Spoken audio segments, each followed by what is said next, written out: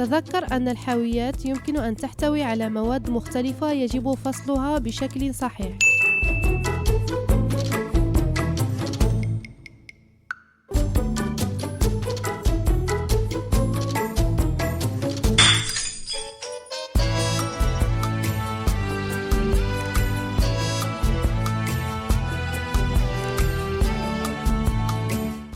تذهب الحاويات الزجاجية والسيراميك المكسورة إلى الجزء المتبقي.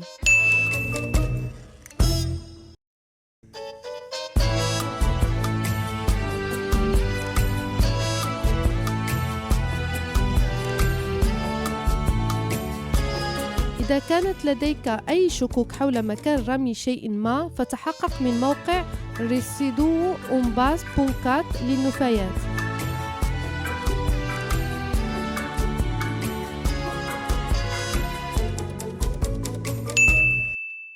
من أجل مصلحتنا يجب فصل المهملات.